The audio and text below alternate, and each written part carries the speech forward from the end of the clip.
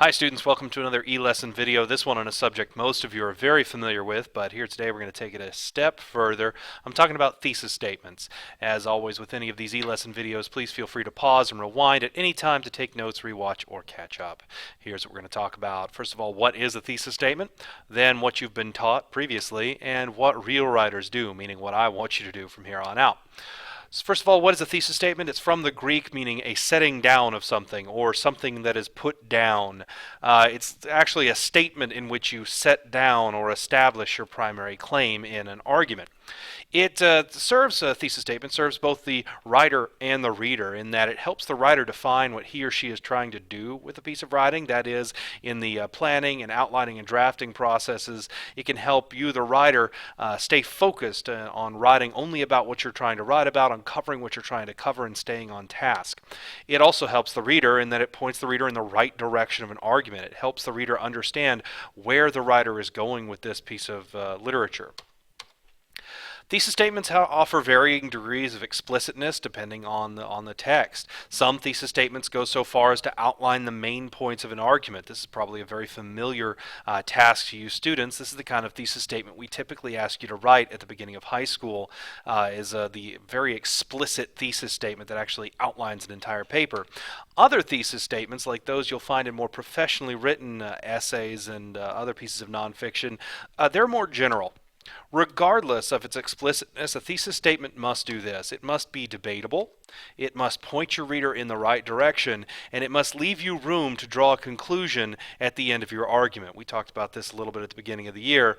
Up to this point, you guys have been taught a certain way to introduce your papers and to write your thesis statements that leaves you very little room to actually do anything but repeat yourself at the end of the paper when it's time to write that conclusion. So we're going to start talking about doing things a little bit differently today in writing a thesis statement in such a way that it leaves you room so that you can still draw conclusions. You can still come to some final conclusions at the end of an argument that hasn't already been said already.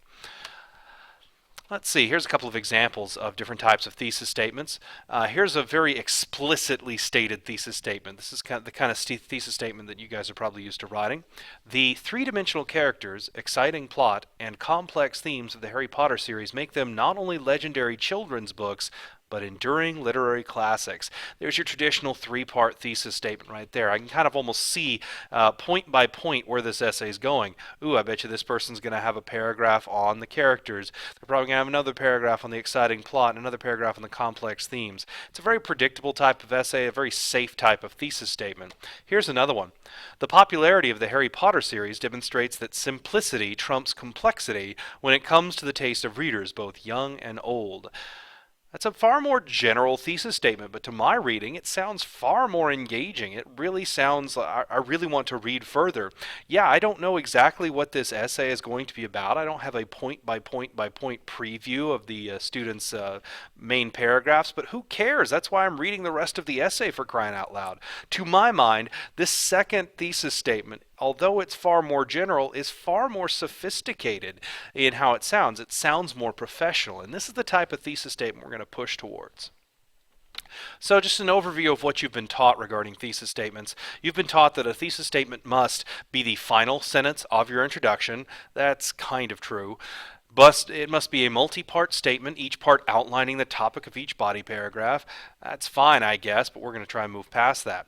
Both of these things really work all right, but here are some things you need to keep in mind. Writing a thesis statement under these very strict guidelines is very, very limiting. It doesn't leave you much room to grow or to change on the fly as circumstances dictate. It's also very formulaic. Think of how many thousands of your colleagues and your peers are writing thesis statements just like this. Here's a little hint for you. If you want to stand out on a standardized test essay, try being not formulaic.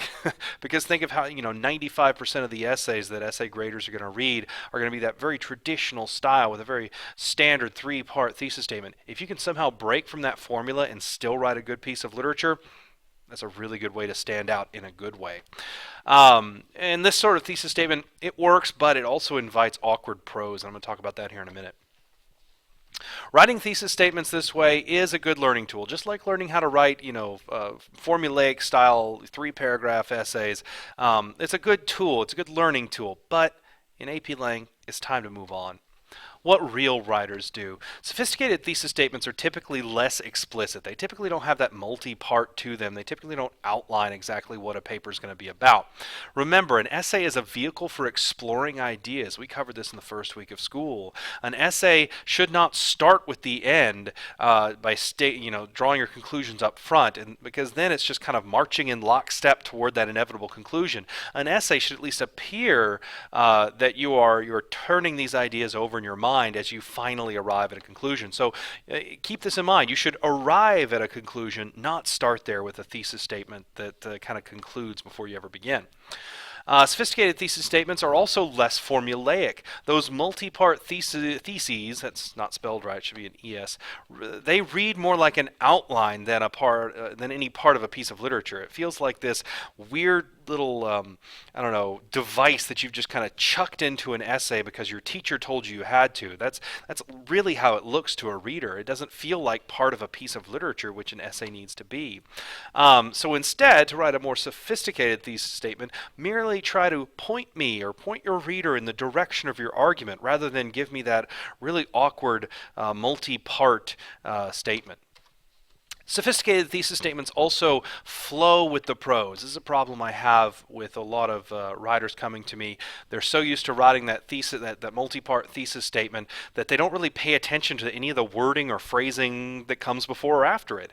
And so what you get is this very awkward introductory paragraph that ends with this even more awkward thesis statement. Remember, your thesis statement is part of your essay. It should flow with the prose. Those multi-part thesis statements can also be very syntactically awkward. We've talked about this. A lot of times, if your multiple parts are all like the subject of your sentence, remember long subject phrases, multi-part subject phrases are very hard to read because we want that subject-verb pair and we want it now. So keep that in mind. Also, since it's multi-part, you have to use coordination or correlation, depending on how many structures you have and how you're working with them. And correlation and coordination, especially when students aren't used to using them, is often plagued by very bad parallelism, and that's not a great way to start your essay. So instead of writing a very awkward multi-part thesis statement, just write me a good sentence that sort of launches the discussion as you commence. Okay. Make sure that you always in your thesis statements use very strong verbs. Be as concise as possible while still making your claim. When I write thesis statements, when I write essays and arguments, I always try to keep my thesis statement as one of the shortest sentences in my intro. Part of that's just my style of writing, but it also, the concision really leaves the reader wanting more, and that's what a thesis statement should do. Leave me wanting more, make me want to keep reading. Here's an example of an actual essay. It's a column that I pulled off the internet, off the I believe Time Magazine's columns website. And let's see how this author kind of leads up to and then delivers her thesis statement here. It begins. The recent release of the Samsung Galaxy Gear smartwatch has started a new wave of rumors about the much-anticipated iWatch, including the prediction by at least one research firm that Apple could sell as many as 10 million of the devices. But the history of wearable technology says otherwise, and in fact, I think anything attached to the wrist is more likely to fail than thrive. There's our thesis statement right there. It actually comes in the second half of a compound sentence here. That's an excellent sounding introduction, and it's an excellent sounding thesis statement. I don't know the points that this author is going to make, and at this point, I really don't need to know them. I'm intrigued by this author's findings. Why does this author think that anything attached to the wrist is more likely to fail than thrive? My brain is immediately trying to predict my critical reading brain is immediately trying to predict where they could go with this. I start thinking of, back in the early 90s when I was a kid, like the Tiger Electronic wrist games, how terrible those things were, or start thinking about, the doomed fate of calculator watches and those sorts of things. So by not giving me the point-by-point discussion up front, the author not only leaves herself more room to go with this, but it also is more intriguing to me. Let's take a look at another one. Brazilian President Dilma Rousseff recently took to the podium at the UN's General Assembly to call on other countries to disconnect from U.S. internet hegemony and develop their own sovereign internet and governance structures. Rousseff's plan to create walled-off national intranets followed reports that the United States had been surveilling Rousseff's email, intercepting internal government communications, and spying on the country's national oil company. So it was somewhat understandable. But her move could lead to a powerful backlash against an open internet, one that would transform it from a global commons to a fractured patchwork severely limited by the political boundaries on a map.